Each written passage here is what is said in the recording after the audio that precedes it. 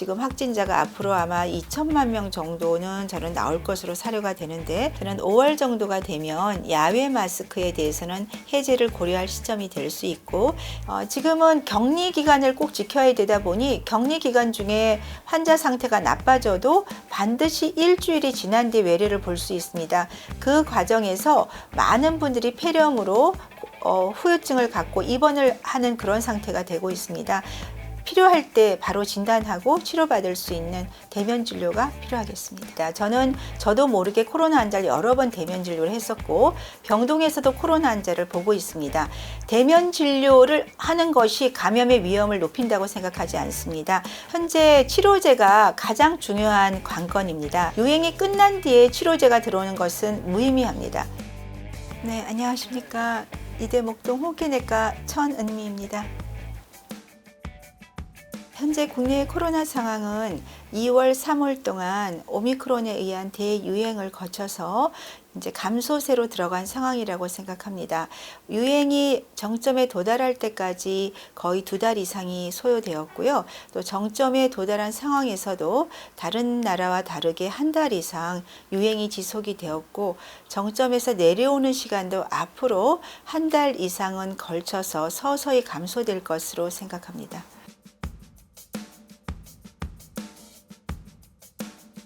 지금은 정점에서 감소세로 들어가는 상황은 맞는 것 같습니다. 다만 그 감소세가 해외처럼 급속하게 감소하는 것이 아니라 올라올 때처럼 완만하게 감소할 것으로 생각합니다. 지금 확진자가 앞으로 아마 2천만 명 정도는 저는 나올 것으로 사료가 되는데, 다만 한 20% 정도의 30%는 감염이 되지 않는 그런 분들도 분명히 있는 것으로 생각합니다.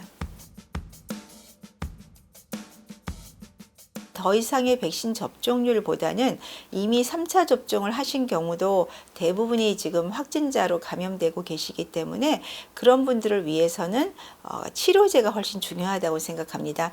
팩스로비드 같은 경우에 임상시험 3상에서도 투여군에는 사망자가 없었고요. 저 같은 경우에도 입원 환자에 렘데시비르라든지 팩스로비드를 감염 후 바로 투여했을 때 아직까지는 사망자가 나오지 않았다는 점에서 이 코로나19는 항바이러스제가 조기에만 투여가 된다면 우리가 독감 정도로 분명히 치사율이 낮다고 생각합니다. 현재 이제 집단 면역이 되는 과정으로 생각이 들고요. 집단 면역이라고 하는 거는 감염이 되지 않은 사람들을 보호할 수 있을 정도로 대부분이 어떤 그런 면역을 가진 상태를 얘기를 합니다.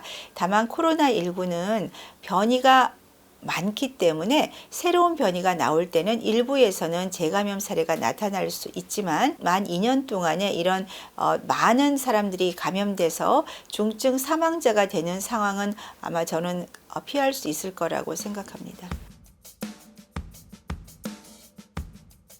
저는 5월 정도가 되면 야외 마스크에 대해서는 해제를 고려할 시점이 될 수 있고, 다만 실내 마스크를 완전히 해제하는 것은 감염의 어떤 확산 속도라든지 새로운 변이 여부, 이런 것에 따라서 밀도가 높거나 밀폐된 공간에서는 아마 당분간은 마스크를 착용해야 될 것으로 생각합니다. 영업시간이나 이런 제한을 철폐하는 그 하나가 엔데믹으로 가는 길목이라고 생각이 들지만, 더 중요한 것은 우리가 독감 같은 경우는 증상이 있을 때 언제든지 진료를 받고 치료를 받을 수가 있습니다. 그러면 코로나19가 독감같이 똑같이 우리가 증상이 있을 때는 격리를 하지 않고 진단을 받고 치료를 받을 수 있는 게 엔데믹으로 가는 기본이기 때문에, 그런 의료 체계가 독감처럼 정비가 되는 것이 필요하다고 생각합니다. 다른 나라 같은 경우는 기존에 1차, 2차, 3차 유행을 통해서 많은 분들이 감염이 돼서 자연면역을 가지고 있었습니다. 하지만 국내에는 자연면역 감염자가 거의 없었기 때문에 오미크론의 감염이 많이 됐고요. 백신 접종에 의한 중화항체는 시간이 지나면서 감소를 하기 때문에 백신으로 예방을 할 수가 없었습니다.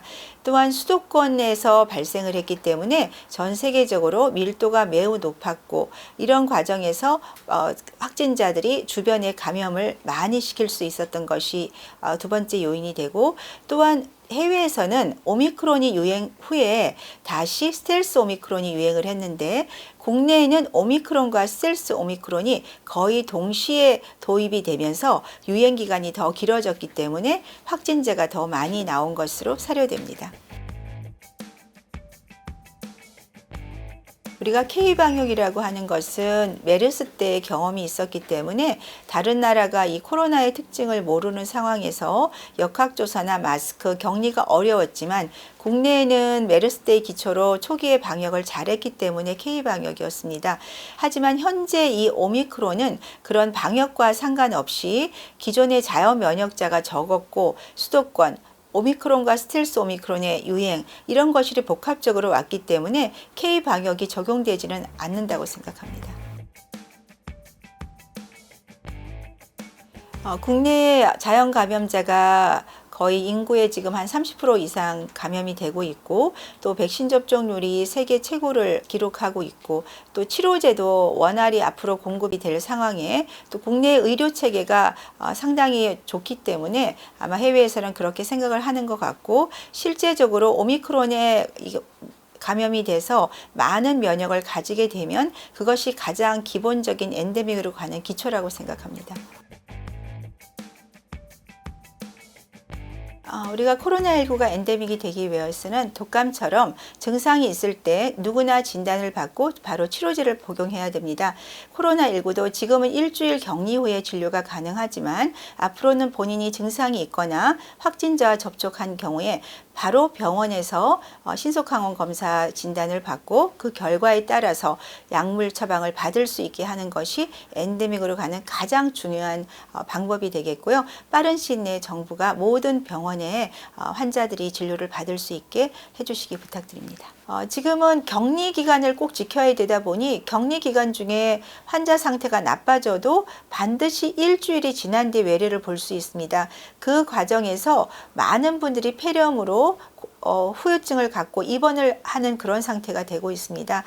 필요할 때 바로 진단하고 치료받을 수 있는 대면 진료가 필요하겠습니다. 저도 모르게 코로나 환자를 여러 번 대면 진료를 했었고 병동에서도 코로나 환자를 보고 있습니다.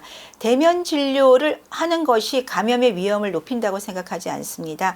우리가 증상이 있더라도 KF 마스크를 쓰고 진료를 보시게 되면 거의 감염이 되지 않고 환자에게는 빠르게 진단과 처방이 갈 수 있기 때문에 반드시 격리 없이 증상 때 대면 진료가 필요하고, 특히 응급실 같은 경우에도 격리 해제 전이나 격리 후라도 증상이 있어 올 때는 격리실이 나지 않으면 환자를 진료를 보지 못하는 이 시스템은 반드시 수정이 돼야 되고, 증상이 있는 분들은 마스크를 쓴 상태에서 검사를 하는 것에 대해서는 저는 감염의 위험이 크지 않다고 생각합니다.